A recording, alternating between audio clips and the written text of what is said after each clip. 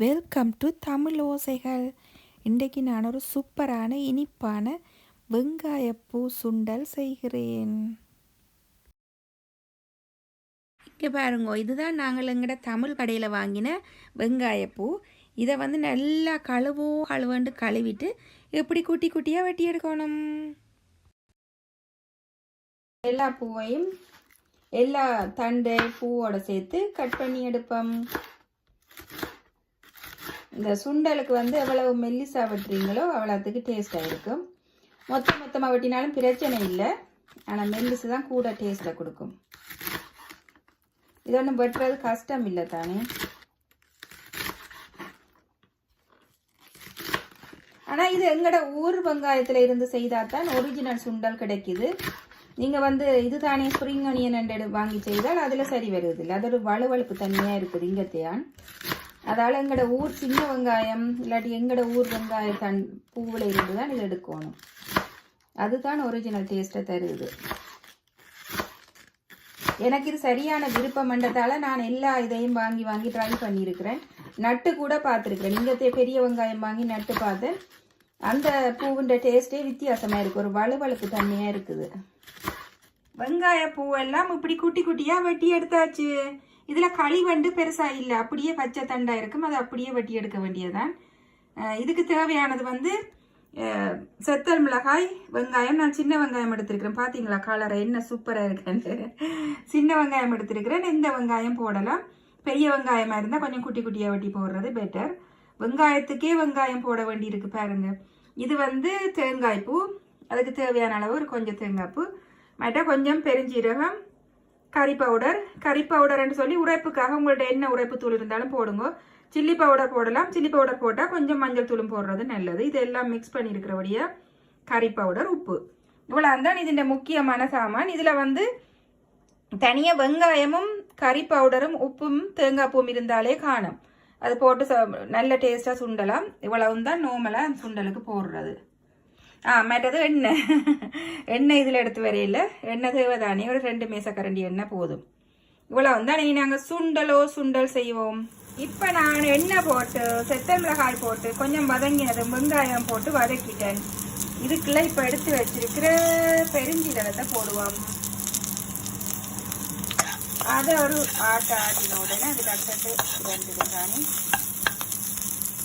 அதுக்குள்ளேயே எங்கட வெட்டி வச்சிருக்கிற வெங்காய பூக்களை உள்ளுக்குள்ள வச்சு அதோட உப்பையும் சேர்ப்போம்.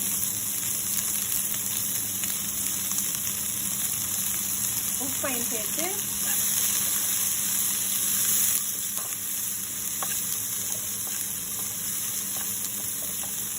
நல்லா பிரட்டி போட்டு நெருப்பை நல்லா மீடியத்துக்கு குறைஞ்ச ஹீட்டில் வச்சுட்டு மூடி விட்டுருவோம். ஒரு 2-3 மினிட்ஸுக்கு இப்படியே மூடி விடுவோம். நெருப்பு நல்லா குறைஞ்ச ஃபயரில் இருக்கட்டும். இப்போ ஒரு 5 நிமிஷம் ஆயிட்டுது.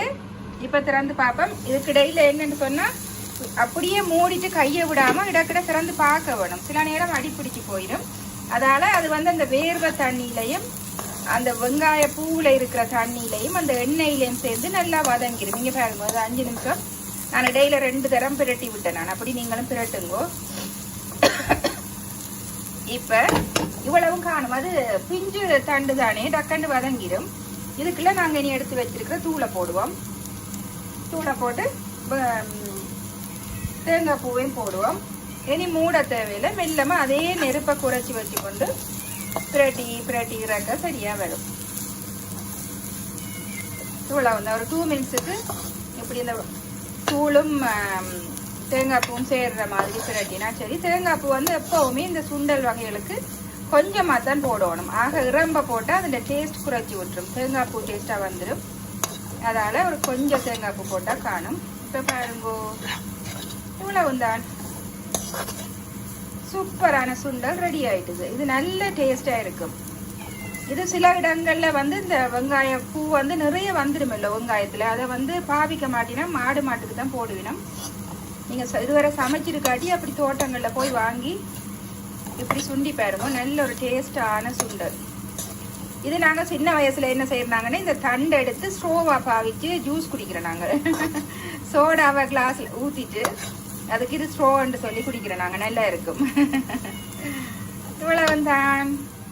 இதோ இப்பொழுது சூப்பரான வெங்காயப்பூ சுண்டல் வெங்காயப்பூ வரை ரெடி ஆயிட்டுது. இங்க பாருங்க, சாப்பிடக்க இனிக்கும். நாங்கள் எப்படித்தான் கறி பவுடர் போட்டு செத்தல் மிளகாய் போட்டாலும் சாப்பிடக்க நல்ல ஒரு இனிமையா டேஸ்டா இருக்கும். இது ரைஸோட புட்டோட சாப்பிட சூப்பரா இருக்கும். இந்த விரத நாள்ல புட்டுக்கெல்லாம் இது நல்ல டேஸ்டா இருக்கும். அதுக்காக தான் நான் இந்த விரத காலத்துல இது கிடைக்கும்னு மட்டும் தேடுறதா. நான் இது சம்மர்ல தான் கிடைக்குது. இனிமேல் கிடைச்சா நீங்களும் இப்படி செய்து சாப்பிடுங்க. சூப்பரா இருக்கும். ட்ரை பண்ணி பாருங்க. சரியான ஈஸியான ஒரு சுண்டல். வெட்டுறது மட்டும்தான் வேலை, வெட்டது டக்கு டக்குன்னு வச்சு வைக்கிறது தானே. இதை பார்த்து ரசித்த உங்கள் அனைவருக்கும் மிக்க மிக்க நன்றி. மீண்டும் இன்னொரு இனிய வீடியோட விரைவில் சந்திக்கின்றேன். அதுவரை பாய் பாய்.